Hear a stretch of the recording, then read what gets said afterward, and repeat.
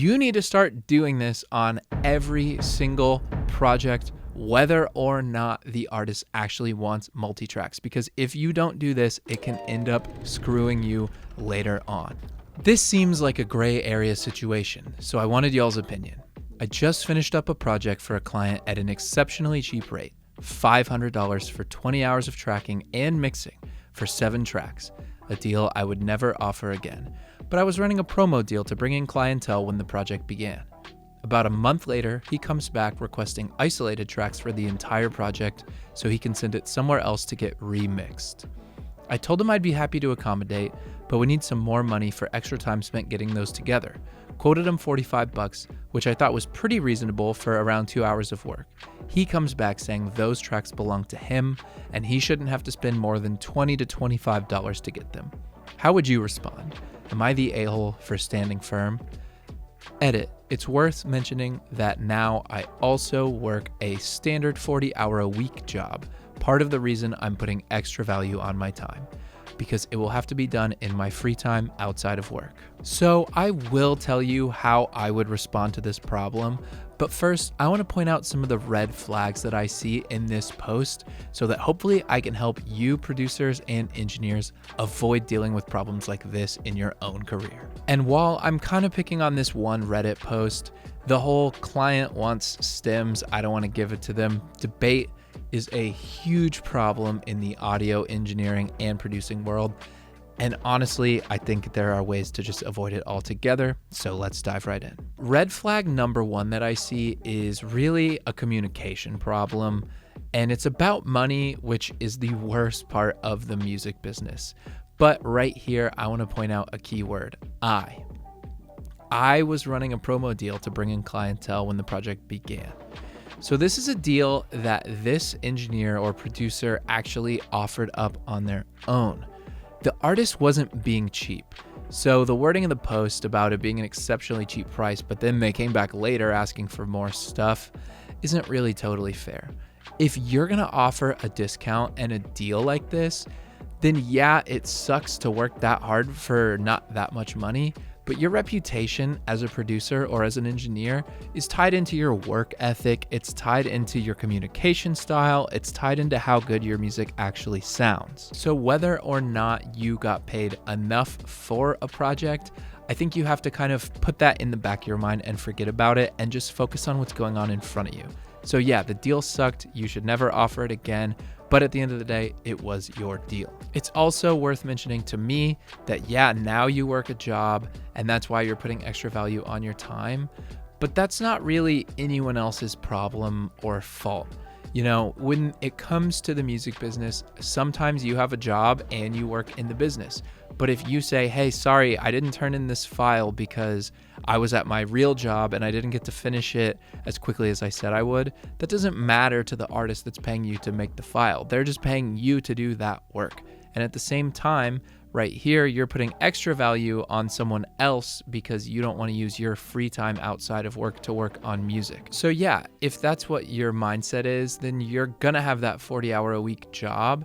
And if you're gonna charge a premium and extra value on your time outside of work, then that's just gonna make it harder to work on more music.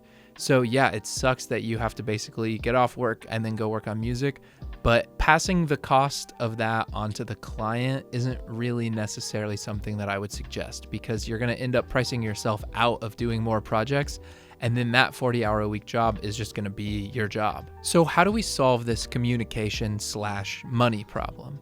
Well, think about if you were to hire an ad agency to put together an ad campaign. So if you're a company, you're gonna put out an RFP, a request for proposals.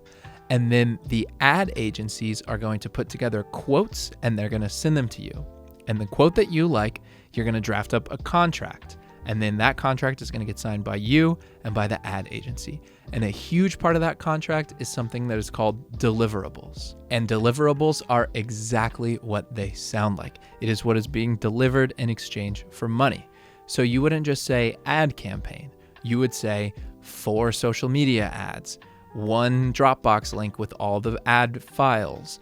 You would get the raw footage, you would get the voiceover files, whatever you want to get from that ad agency, you're going to put in the contract under the deliverables. And then at the end of the project, they're going to deliver them. Now, in the music business, a lot of times we don't do this, and unfortunately, it is to our detriment, because there is miscommunication about what is to be delivered, and there is not a price put on a lot of these things.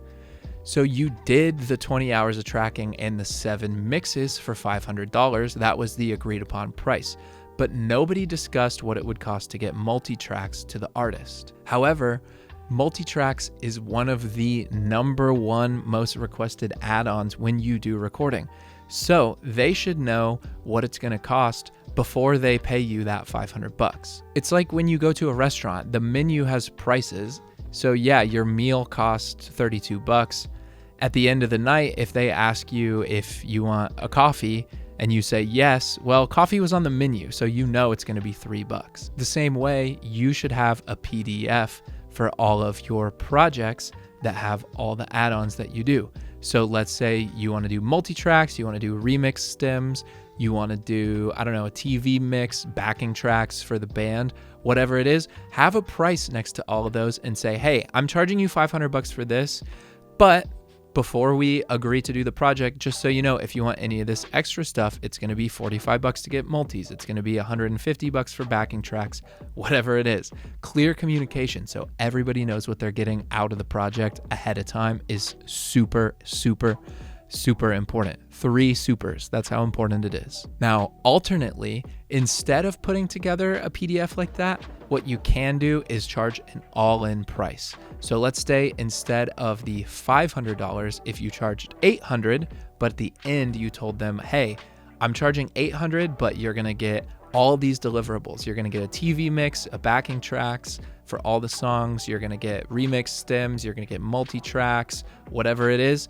They're going to be excited to pay that $800 and get all those files. So I would suggest for anybody watching this, go all in and just charge what you actually want to charge, and then you won't be worried about all these little a la carte extras. It won't be a big deal. Now, red flag number 2 that I want to talk about, and this is something that's kind of subtle and you might have missed it, this around 2 hours of work. Now, I don't know this particular producer's rig or setup, but realistically, it shouldn't take 2 hours to export raw, unmixed tracks. In my personal workflow, it takes like 5 minutes per song to export tracks because I'm staying organized. I am labeling files appropriately. I'm consolidating things when they need to be consolidated. I'm color coding things. So in Pro Tools, my process is very simple.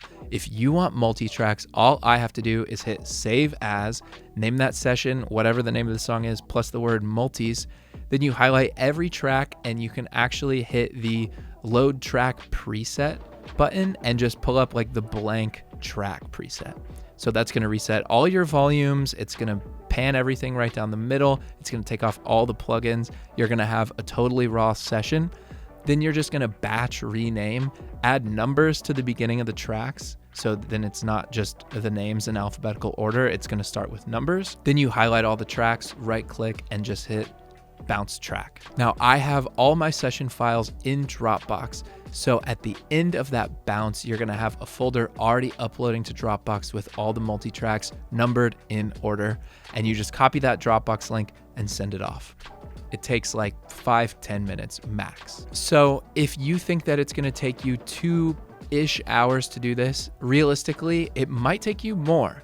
So I would suggest taking the time to learn how to do this as fast as possible, because if you spend an hour figuring out the best way to make these multi-tracks, then it is going to save you countless hours down the road, because making multi-tracks for someone to mix these songs is something you're going to do on so many projects. So you need to know the fastest way to do it. When I first started out, I was hitting solo on one track and then bouncing it and then hitting solo on the next one like an idiot. Don't do that. Figure out the right way to do it. And yes, sending this person these multis this way is important, but you need to start doing this on every single project whether or not the artist actually wants multi-tracks, because if you don't do this, it can end up screwing you later on. And the reason that you need to do this is for your personal archive reasons. Every single project that I work on, I make multi-tracks to save for later. And there's a huge reason that you want to do this. Let's say you lose your computer.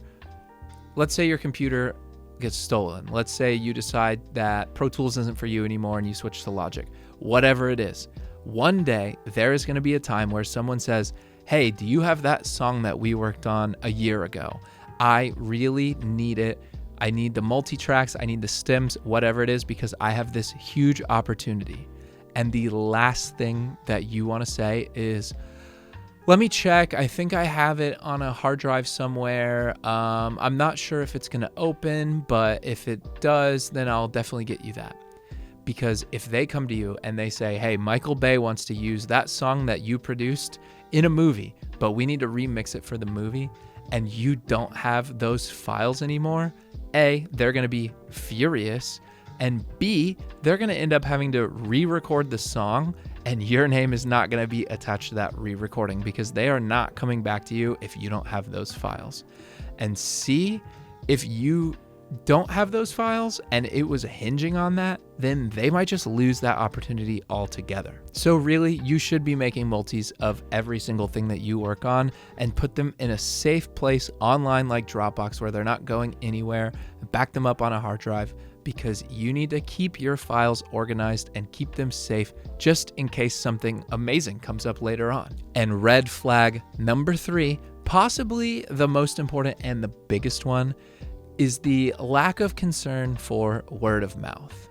Now, I personally believe in workers' rights. Like, I think our labor is valuable, but at the same time, word of mouth in a business like this, where you're mostly self-employed, is incredibly important. And let's be frank, $500 for 20 hours of tracking and mixing for 7 tracks is an incredible deal. Drawing the line at I need $45 to make the multis, to me, it feels like you're burning a bridge over $20 because this 25 to 45, that gulf is not huge. And if you have a 40-hour-a-week job too, let's be honest, that $20 is not going to make or break you. But that $20 may make or break your reputation with this artist and every other artist that they talk to. I cannot tell you the number of times that I have heard artists complain to me about their previous producer playing hardball over small things like this. Yes, you own the multi-tracks, and to you, it's worth that $45. But to this artist, it feels like you are holding their art hostage over $20. Is it worth it to kind of fight and stand your ground over this? Personally, I think no. The last thing you need is someone going around and telling other people that you were being sketchy about money. Because if somebody tells me that you screwed them over financially or screwed them over with their art, it's going to be a red flag for every single person that hears that story. And worst case scenario, you definitely don't want them posting online saying, so-and-so is trying to hold my songs hostage over $20. Like, it's just not worth it. And I've seen so many Facebook posts where artists say, this producer wouldn't give me my stems, never work with them, they're holding my art hostage. And other artists are going to see that and agree. So eat the $20 and just deal with it, you know? It is what it is at this point. And if we're being completely honest with ourselves, I think that you would probably admit that it's not about this $20, it's more so about the $500 from a month ago. Because if you're willing to devalue your time so much, then you're going to start to resent the artist and you're going to hold it against them that you're doing all this work for $500. And that $20 gap is where the cracks are starting to show, but they really started forming a month ago when you did the $500 deal. So what would my answer be in this situation? Well, there are 2 different versions depending on whether or not I ever wanted to work with this person again. If I didn't want to work with them again, I would say, hey, you know what? I have my job. It might take me a little bit to get to this, but I'll get it for you. And I would take the $25, and then the next time you have a free 2 hours, make the multi-tracks, send them an email with the download link, and just write them a nice note. Hey, here you go. Thank you so much for the opportunity to work on this music. Please fill me in on how the remixed songs sound. I would love to hear them. And thank you so much again, right? Eat the $20. It is what it is. If this is someone that you think you might want to work with in the future, or you just like them, which I'm guessing based on this whole scenario isn't the case, but maybe you'll find this helpful. What I would do in that situation is say, hey, I'm happy to do it for the $25, but maybe bring like a 6-pack of beer or a bottle of cold brew or whatever it is. Like I don't drink beer, but I would come up with something. Just bring it over to the studio. I'll export them. We'll chat, we'll talk, bring a hard drive if you have one, and you can leave with the files. We'll share a couple beers. And then I would just spend that time talking with them and talk music, talk shop, and export the songs and just turn it into a hang, have a good time and actually build rapport with this person who is going to go out and tell people about your work. Now, obviously, you should not be doing work like this for this price ever again. And I actually have a strategy for how to talk about discounts and how to do cheap work without totally screwing yourself over.